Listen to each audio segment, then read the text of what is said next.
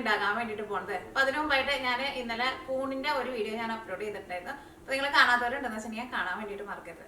അപ്പോൾ ഇന്ന് നമ്മൾ ഉണ്ടാക്കുന്നത് വെജിറ്റേറിയൻ ബിരിയാണിയാണ് ഉണ്ടാക്കുന്നത്. ഇപ്പോൾ മിക്കവർക്കും നോയമ്പിന്റെ സമയമുള്ളൂ. അപ്പോൾ നമുക്ക് സിമ്പിൾ ആയിട്ട് റെഡി ആക്കിയിട്ട് എടുക്കാൻ വേണ്ടി പറ്റുന്ന ബിരിയാണി റെഡി ആക്കിയിട്ട് എടുക്കാം.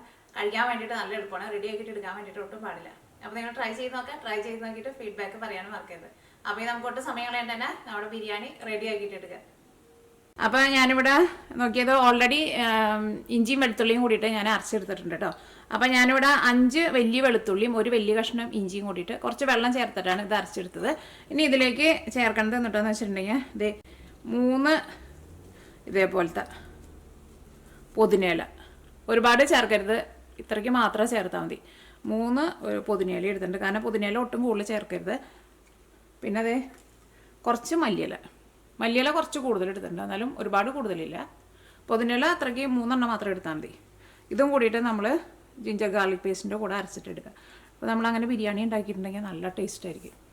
ഇപ്പോൾ ജിഞ്ചർ ഗാർലിക് പേസ്റ്റിൻ്റെ കൂടെ നമ്മുടെ ആ മല്ലിയിലയും പുതിനയിലയും കൂടിയിട്ട് ഒന്ന് അരച്ചിട്ടെടുത്തിട്ടുണ്ട്. നമ്മൾ ബിരിയാണി റെഡിയാക്കാൻ വേണ്ടിയിട്ട് പോകണം. അപ്പോൾ അതിന് വേണ്ടിയിട്ട് ഞാനിവിടെ ഒരു കുക്കർ എടുത്തിട്ടുണ്ട്. കുക്കർ തന്നെ വേണമെന്നില്ല, അത്യാവശ്യം കുറച്ച് നല്ല വലിയൊരു പാത്രം എടുക്കാം. ഇതിലേക്ക് നമുക്ക് ആവശ്യത്തിന് ഓയിൽ ചേർക്കാം. നമുക്ക് ഇഷ്ടമുള്ള ഓയിൽ ചേർക്കാം. ഞാനിവിടെ വെളിച്ചെണ്ണയാണ് ചേർക്കുന്നത്. ഞാനിതിലേക്ക് വെളിച്ചെണ്ണയും ചേർക്കുന്നുണ്ട്. പിന്നെ നമ്മുടെ ബിരിയാണിയൊക്കെ ആണല്ലോ, അപ്പോൾ ഒരു മണത്തിന് വേണ്ടിയിട്ട് കുറച്ച് നെയ്യും ചേർക്കുന്നുണ്ട്. നമുക്ക് ഫുള്ളായിട്ട് അങ്ങനെ നെയ്യിലുണ്ടാക്കാൻ വേണ്ടിയിട്ട് പറ്റില്ലല്ലോ, അതിന് കുറേ നെയ്യ് വേണമല്ലോ. ഞാൻ അതിലേക്ക് നോക്കിയേ ഇത് ഇത്രയ്ക്ക് നെയ്യും കൂടിയിട്ട് ചേർക്കുന്നുണ്ട്. നമ്മുടെ നെയ്യ് നന്നായിട്ട് ചൂടായിട്ടുണ്ട്. ഇനി ഞാനിതിലേക്ക് ബേ ലീഫാണ് ചേർക്കുന്നത്. ബേ ലീഫ് ഞാനിവിടെ ഇത്രയ്ക്ക് എടുത്തിട്ടുണ്ട്, കാരണം കുറച്ച് കൂടുതൽ ചേർക്കാം. അപ്പോഴായിരിക്കും നമ്മുടെ ബിരിയാണിക്ക് നല്ലൊരു സ്മെല്ലൊക്കെ ഉണ്ടാവുക. പിന്നെ ഞാനിവിടെ മുഴുവനായിട്ടുള്ള മസാല എടുത്തിട്ടുണ്ട്. 2 തക്കോലം എടുത്തിട്ടുണ്ട്, ഇതേപോലത്തെ ഇതൊക്കെ ചെറിയ ചെറിയ കഷ്ണങ്ങളാട്ടോ. കറുകപ്പട്ട എടുത്തിട്ടുണ്ട്, ഒരു 3 ഏലക്കായ എടുത്തിട്ടുണ്ട്, 8 കരിയാമ്പൂ എടുത്തിട്ടുണ്ട്. ഇതെല്ലാം കൂടിയിട്ട് ഇതിലേക്ക് ചേർക്കാം. അപ്പോൾ നമ്മൾ കുക്കറിലാണ് ഉണ്ടാക്കണമെന്നുണ്ടെങ്കിൽ നമ്മൾ കുക്കർ ഫുള്ളായിട്ട് മൂടി വെച്ചിട്ട് കുക്കറിലിട്ടിട്ട് പെട്ടെന്ന് വേവിച്ചിട്ട് എടുക്കണ പോലെയല്ല കേട്ടോ എടുക്കണത്. കാരണം ഈ ബസുമതി റൈസിന് അങ്ങനെ ഒരുപാട് വേവൊന്നുമില്ല. ഒരു 10-12 മിനിറ്റിനുള്ളിൽ നമുക്ക് ബസുമതി റൈസ് സാധാരണ മൂടി വെച്ചാൽ നമുക്ക് വെന്ത് കിട്ടും. ചിലരും പറയാറുണ്ട് കുക്കറിൽ വെക്കുമ്പോൾ ചില സമയത്ത് അടിയിൽ പിടിക്കുന്നത്. അപ്പോൾ നമുക്ക് അങ്ങനെ വിസിലിട്ടിട്ട് നമുക്ക് മൂടി വയ്ക്കണ്ട. അപ്പോൾ ഏത് ടൈപ്പ് ഇപ്പോൾ കുക്കർ തന്നെ വേണമെന്ന് നിർബന്ധമില്ല. അപ്പോൾ ഇതെല്ലാം കൂടിയിട്ട് നന്നായിട്ട് ചൂടായിട്ടുണ്ട്. ഇനി ഇതിലേക്ക് ഞാനിവിടെ 2 വലിയ സവോള നല്ല പൊടിയായിട്ട് കട്ട് ചെയ്തിട്ട് എടുത്തിട്ടുണ്ട്, അത് ചേർക്കാം. അപ്പോൾ നമ്മുടെ സവോളയൊക്കെ നന്നായിട്ട് ചൂടായിട്ട് ഞാൻ ആ വെള്ളമൊക്കെ ഒന്ന് വലിഞ്ഞിട്ടുണ്ട്. സവോള എന്നാലും ചെറുതായിട്ടൊന്ന് സോഫ്റ്റായി തുടങ്ങിയിട്ടുണ്ട്. ഇനി ഇതിലേക്ക് നമ്മുടെ ജിഞ്ചർ ഗാർലിക് പേസ്റ്റ് ചേർക്കാം. തീ പതുക്കെ ഒന്ന് കുറച്ച് വയ്ക്കുക. ഇപ്പോൾ നമ്മുടെ മല്ലിയിലയും പുതിനയിലയും കൂടിയിട്ട് അരച്ചതാട്ടോ, അതുകൊണ്ടാണ് കളർ ഇങ്ങനെ ഇരിക്കുന്നത്. ഇതേപോലത്തെ ഒരു സ്പാച്ചില ഉണ്ടെന്ന് വെച്ചിട്ടുണ്ടെങ്കിൽ നമുക്ക് ഈ മിക്സിയുടെ ഉള്ളിൽ നിന്നൊക്കെ സാധനങ്ങൾ എടുക്കാൻ വേണ്ടിയിട്ട് നല്ല എളുപ്പമാട്ടോ. ഇപ്പോൾ സാധാരണ നമുക്ക് മിക്സിയൊക്കെ വാങ്ങുമ്പോൾ ഇതേപോലത്തെ ഒരെണ്ണം കിട്ടില്ലേ, അത് സാധാരണ നമ്മളാരും വീടുകളിൽ അങ്ങനെ ഉപയോഗിക്കാറില്ലല്ലോ, ഞാനും ഉപയോഗിക്കാറില്ല കേട്ടോ. അതിങ്ങനെ ഓരോ സാധനങ്ങൾ എടുക്കാനാണ്.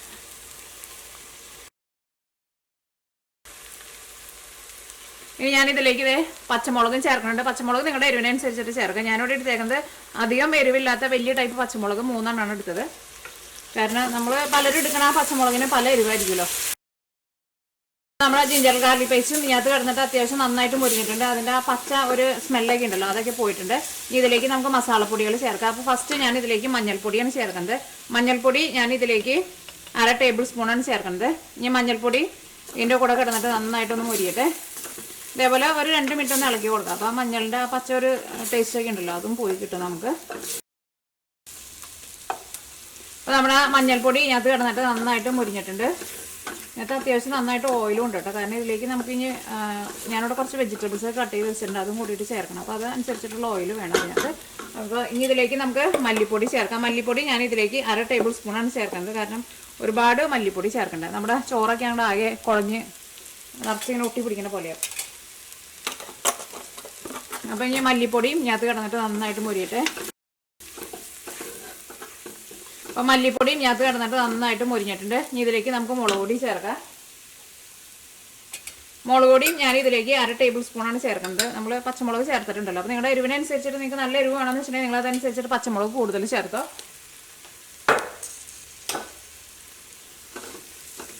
ഈ മുളക് പൊടിയും ചേർത്ത് കഴിഞ്ഞിട്ട് ഇതേപോലെ ഇളക്കി കൊടുക്കുക. അപ്പോൾ നമ്മുടെ മസാലപ്പൊടികളെല്ലാം ഇതിനകത്ത് കിടന്നിട്ട് നന്നായിട്ട് മുരിഞ്ഞിട്ടുണ്ട്. ഇതിലേക്ക് നമുക്ക് ഗരം മസാലയും ചേർക്കണം, അത് ഇപ്പോൾ ചേർക്കണ്ട. ഇതിലേക്ക് തക്കാളി ചേർക്കാം. തക്കാളി ഞാനിവിടെ 2 വലിയ തക്കാളിയാണ് എടുത്തേക്കുന്നത്. അപ്പോൾ നിങ്ങൾ എടുക്കുന്ന തക്കാളിക്ക് നല്ല പുളിയുള്ള തക്കാളി എന്ന് വെച്ചിട്ടുണ്ടെങ്കിൽ നിങ്ങളൊരു 1.5 തക്കാളി ചേർത്താൽ മതിയാവും. മരത്തിൻ്റെ കയ്യിൽ വെച്ചിട്ട് ഇളക്കിയിട്ട് വിട്ടു പറഞ്ഞില്ല. ഈ തക്കാളി വെന്ത് നല്ല പേസ്റ്റ് പോലെ ആവാൻ വേണ്ടിയിട്ട് നിൽക്കണ്ട കേട്ടോ. ഇതിലേക്ക് നമ്മുടെ വെജിറ്റബിൾ ബിരിയാണിയാണല്ലോ, അപ്പോൾ ഞാനിവിടെ കുറച്ച് കഷ്ണങ്ങളൊക്കെ എടുത്തിട്ടുണ്ട്, അത് നമുക്ക് ചേർക്കാം.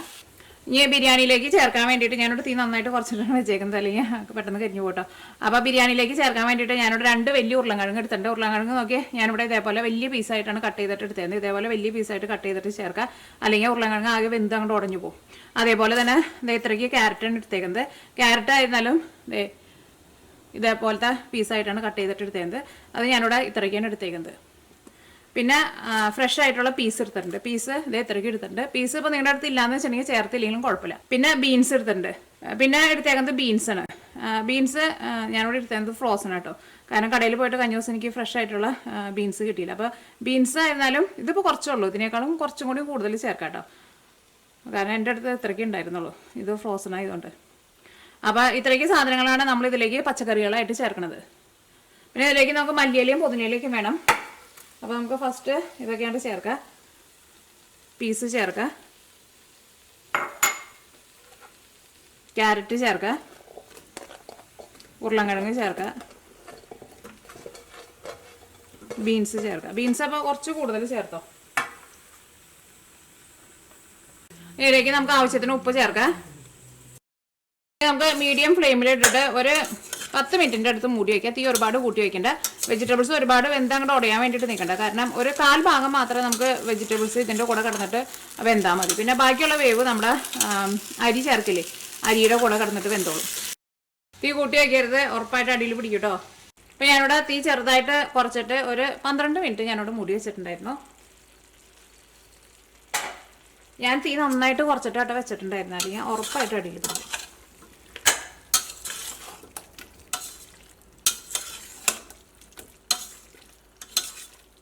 അപ്പോൾ നമ്മുടെ തക്കാളിയൊക്കെ ആയിരുന്നാലും നോക്കിയാൽ ഒരുപാട് അങ്ങോട്ട് ഉടഞ്ഞു പോയിട്ടില്ല കേട്ടോ. അതങ്ങനെ ഉടഞ്ഞു പോകേണ്ട ആവശ്യമില്ല.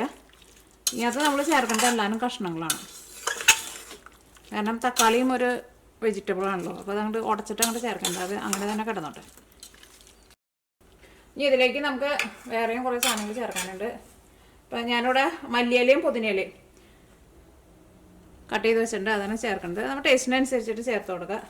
മല്ലിയിലയും പുതിനയിലേക്ക് അത്യാവശ്യം നന്നായിട്ട് ചേർക്കുക, അപ്പോഴായിരിക്കും നമ്മുടെ ബിരിയാണിക്ക് നല്ല ടേസ്റ്റ് ഉണ്ടാവുക. കാരണം ഈ പച്ചക്കറികളൊന്നും അത്രയ്ക്ക് ഒരുപാട് ഫ്ലേവർ കൊണ്ട് കൊടുക്കില്ലല്ലോ. ചിക്കനൊക്കെ എന്ന് വെച്ചിട്ടുണ്ടെങ്കിൽ ചിക്കൻ്റെ ഫ്ലേവർ തന്നെ അത്യാവശ്യം നന്നായിട്ടുണ്ടാവും. ഇതിലേക്ക് തൈര് ചേർക്കുക. തൈര് ഞാനിവിടെ 1/2 കപ്പ് തൈരാണ് ചേർക്കുന്നത്. ഞാൻ ഇവിടെ മെഷറിംഗ് കപ്പിലാണ് ചേർക്കുന്നത്. അല്ലെങ്കിൽ ഇപ്പോൾ നിങ്ങളുടെ അടുത്ത് മെഷറിംഗ് കപ്പ് ഇല്ലാന്ന് വെച്ചിട്ടുണ്ടെങ്കിൽ നിങ്ങൾ ചായ കുടിക്കാൻ എടുക്കുന്ന ഗ്ലാസ്സിൽ 1/2 ഗ്ലാസ് തൈര് ചേർക്കാം. ഞാൻ അവിടെ തൈര് ചേർത്തിരുന്നതിന് അധികം പുളി ഉണ്ടായിരുന്നില്ല കേട്ടോ. പക്ഷേ നിങ്ങളപ്പോൾ നാട്ടിലെ തൈരിനൊക്കെ അത്യാവശ്യം നല്ല പുളി ഉണ്ടാവും. അപ്പോൾ ഇത്രയ്ക്കൊന്നും ചേർക്കരുത് കേട്ടോ, ഒരു 1/4 കപ്പ് മാത്രം ചേർത്താൽ മതിയാവും. ഇതിലേക്ക് ഞാനിവിടെ കുറച്ച് നാരങ്ങ നീരും ചേർക്കുന്നുണ്ട്. അപ്പോൾ ഞാനിവിടെ നോക്കിയാൽ ഒരു നാരങ്ങയുടെ പകുതി എടുത്തിട്ടുണ്ട്. ഈ നാരങ്ങ നീരും കൂടിയിട്ട് ചേർക്കാം. തൈര് ചേർക്കണമെങ്കിലും നാരങ്ങ നീര് ചേർക്കാൻ വേണ്ടിയിട്ട് മറക്കരുത്, കാരണം നാരങ്ങ നീരിൻ്റെ ഒരു ടേസ്റ്റിന് വ്യത്യാസമുണ്ട്, അത് ബിരിയാണിക്ക് നല്ലതാണ്. ഇതിനകത്ത് കുരു ഞാൻ 5-6 കണ്ടെടുത്ത് മാറ്റിയിട്ടുണ്ടായിരുന്നു. കുരുകൾ കുറേ ഇതിനകത്ത് കഴിഞ്ഞിട്ടുണ്ട്, കുരുവൊക്കെ എടുത്ത് മാറ്റിയിട്ട്. ഇനി ഇതിലേക്ക് ഗരം മസാല ചേർക്കാം. ഗരം മസാല ഞാൻ ഇതിലേക്ക് 3/4 ടേബിൾ സ്പൂണാണ് ചേർക്കുന്നത്.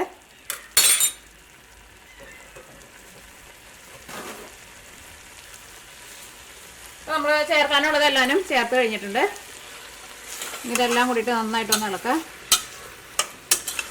ഇനി ഇതിലേക്ക് നമുക്ക് അരി ചേർക്കണം. അരി ഞാൻ ബസ്മതി റൈസാണ് എടുത്തേക്കുന്നത്. ബിരിയാണിക്ക് നമ്മൾ ബസ്മതി റൈസ് തന്നെ എടുക്കണമല്ലോ. അപ്പോൾ ഇനി ഇതിലേക്ക് നമുക്ക് അരി ചേർക്കാം. അപ്പോൾ അരി ഞാനിവിടെ ഇതേപോലത്തെ സ്റ്റീലിൻ്റെ ഗ്ലാസ് ഉണ്ടല്ലോ, ഈ ഗ്ലാസ്സിലാട്ടോ 2 ഗ്ലാസ് അരി എടുത്തത്. അപ്പോൾ ഈ സെയിം ഗ്ലാസ്സിൽ തന്നെയാണ് ഞാൻ വെള്ളം എടുത്തേക്കുന്നത്. അപ്പോൾ അരി ചേർക്കുന്നതിന് മുമ്പായിട്ട് ഇതിലേക്ക് നമുക്ക് 3 ഗ്ലാസ് വെള്ളം ചേർക്കാം. തീ നന്നായിട്ട് കൂട്ടി വയ്ക്കാം. ഇനി നമ്മുടെ ഈ വെള്ളം നന്നായിട്ട് തിളച്ച് കഴിഞ്ഞിട്ടാണ് ഇതിലേക്ക് നമ്മൾ അരി ചേർക്കാൻ വേണ്ടിയിട്ട്, അത് പ്രത്യേകം ശ്രദ്ധിക്കുക. വെള്ളം നന്നായിട്ട് വെട്ടി തിളയ്ക്കണം. ഇനി നമ്മൾ ഈ വെള്ളത്തിൻ്റെ ടേസ്റ്റ് നോക്കാം. ഞാൻ ഈ വെള്ളത്തിൽ ഉപ്പ് ചേർത്തിട്ടുണ്ടായിരുന്നില്ല, പിന്നെ നമ്മൾ കറിയിലും ഉപ്പ് ചേർത്തിട്ടുണ്ടല്ലോ. അപ്പോൾ ഇങ്ങനെ വെള്ളം ചേർത്ത് കഴിഞ്ഞിട്ട് മിക്സ് ചെയ്ത് കഴിഞ്ഞിട്ട് വെള്ളത്തിൻ്റെ ഉപ്പ് നോക്കിയിട്ട് അതനുസരിച്ചിട്ട് ഉപ്പ് ചേർക്കാം. ഇപ്പോൾ വെള്ളത്തിൽ ഉപ്പിൻ്റെ അളവ് നല്ല കറക്റ്റായിട്ട് വന്നിട്ടുണ്ട്. ഇനി നമുക്ക് മൂടി വയ്ക്കാം, നന്നായിട്ട് തിളയ്ക്കാൻ വേണ്ടിയിട്ട് വെയിറ്റ് ചെയ്യാം. അപ്പോൾ നമ്മുടെ വെള്ളം നന്നായിട്ട് വെട്ടി തിളയ്ക്കുന്നുണ്ട്. ഇതേപോലെ നന്നായിട്ട് വെട്ടി തിളയ്ക്കണം. ഇതിലേക്ക് നമുക്ക് അരി ചേർക്കാം. അപ്പോൾ അരി ഞാനിവിടെ ഇതൊക്കെ റെഡിയാക്കാൻ പോണേലും മുമ്പ് ഫസ്റ്റ് തന്നെ കഴുകി അരി വെച്ചിട്ടുണ്ടായിരുന്നു. അപ്പോൾ ഒരു ചെറിയ നനവിലിരുന്നിട്ട് അങ്ങനെ കുതിർക്കേണ്ട ആവശ്യമൊന്നുമില്ല. പക്ഷേ നേരത്തെ കൂട്ടിയിട്ട് നമ്മളിങ്ങനെ കഴുകി വയ്ക്കുക. അപ്പോൾ അത് ചെറുതായിട്ടൊന്ന് കുതിർന്ന പോലെ വന്നോളൂ. കുതിർത്തിയില്ലെങ്കിലും കുഴപ്പമില്ല കേട്ടോ. ഈ കറക്റ്റ് അളവുള്ള ഈ വെള്ളത്തിൽ കിടന്നിട്ട് നമ്മുടെ അരി നമുക്ക് വെന്ത് കിട്ടും. ഇനി ഞാനിവിടെ തീ നന്നായിട്ട് കൂട്ടി തന്നെയാണ് വെച്ചേക്കുന്നത്. കാരണം അരി ചേർത്ത് കഴിഞ്ഞിട്ട് ഈ വെള്ളം നന്നായിട്ടൊന്ന് തിളയ്ക്കണം. അത് കഴിഞ്ഞിട്ടാണ് നമുക്ക് തീ നന്നായിട്ട് കുറച്ചിട്ട് മൂടി വയ്ക്കാൻ വേണ്ടിയിട്ട്. അപ്പോൾ അതിന് മുമ്പായിട്ട് ഞാൻ ഇതിലേക്ക് 1 ടേബിൾ സ്പൂൺ നെയ്യും കൂടിയിട്ട് ചേർക്കുന്നുണ്ട്.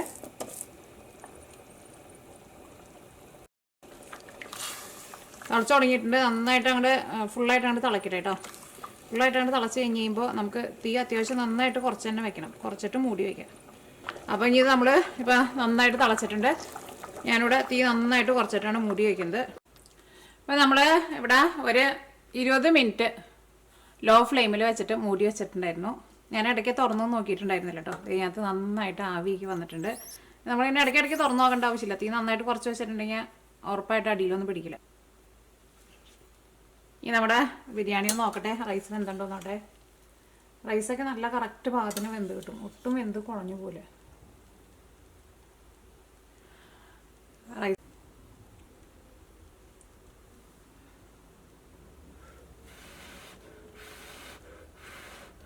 നല്ല മണം വരുന്നുണ്ട്.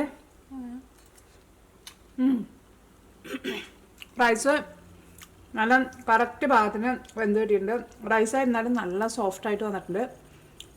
ഉപ്പും ഗരം മസാലയും പിന്നെ നമ്മളെ തൈര് ചേർത്തിട്ടുണ്ടായിരുന്നല്ലോ. ഒട്ടും പുളിയൊന്നും കൂടുതലൊന്നുമില്ല. എല്ലാവരും നല്ല കറക്റ്റ് പാകമായിട്ടുണ്ട്. പക്ഷെ ഞാൻ ചേർത്തുന്ന തൈരിന് ഒട്ടും പുളിയില്ലാത്ത തൈരായിരുന്നു കേട്ടോ. ഞങ്ങൾക്ക് ഇവിടെ കടയിൽ നിന്ന് റെഡിമെയ്ഡായിട്ട് വാങ്ങിയിട്ടുള്ള തൈരായിരുന്നു. അപ്പോൾ നാട്ടിലെ നല്ല പുളിയുള്ള തൈരാന്ന് വെച്ചിട്ടുണ്ടെങ്കിൽ നിങ്ങൾ 1/2 കപ്പ് തൈര് ചേർക്കരുത്. ഒരു 1/4 കപ്പ് തൈര് മതിയാവും. ഇനി അതിലും ഭയങ്കര പുളിയാന്ന് വെച്ചിട്ടുണ്ടെങ്കിൽ ഒരു 2 ടേബിൾ സ്പൂൺ അല്ലെങ്കിൽ 3 ടേബിൾ സ്പൂൺ തൈര് മതിയാവും. ഒന്നുകൂടി ടേസ്റ്റ് ചെയ്തോട്ടെ. ഇതേ ഉരുളൻകിഴങ്ങുണ്ട്. ഉരുളൻകിഴങ്ങ് വെന്തുണ്ടോ നോട്ടെ. ഉരുളൻകിഴങ്ങായിരുന്നാലും ശരിക്കും വെന്തിട്ടുണ്ട്. ഉരുളൻകിഴങ്ങ് ഇതേപോലെ കുറച്ച് വലിയ പീസായിട്ട് കിടക്കണം. ഒരുപാട് ഇങ്ങനെ ചെറിയ ചെറിയ പീസായിട്ട് ഇടണ്ട. അപ്പോൾ ഇതാണ് നമ്മുടെ വെജിറ്റബിൾ ബിരിയാണി. അപ്പോൾ നിങ്ങളെല്ലാവരും ട്രൈ ചെയ്ത് നോക്കുക. അത് റെഡി ആക്കിയിട്ട് എടുക്കാനാണെന്ന് വെച്ചിട്ടുണ്ടെങ്കിൽ നല്ല എളുപ്പമാണ്. അപ്പോൾ ട്രൈ ചെയ്ത് നോക്കിയിട്ട് ഫീഡ്ബാക്ക് പറയാൻ വേണ്ടിയിട്ട് മറക്കരുത്. ഇപ്പോൾ നോയമ്പിൻ്റെയൊക്കെ സമയമാണല്ലോ. അപ്പോൾ നിങ്ങൾ ഉറപ്പായിട്ടും ട്രൈ ചെയ്ത് നോക്കുക.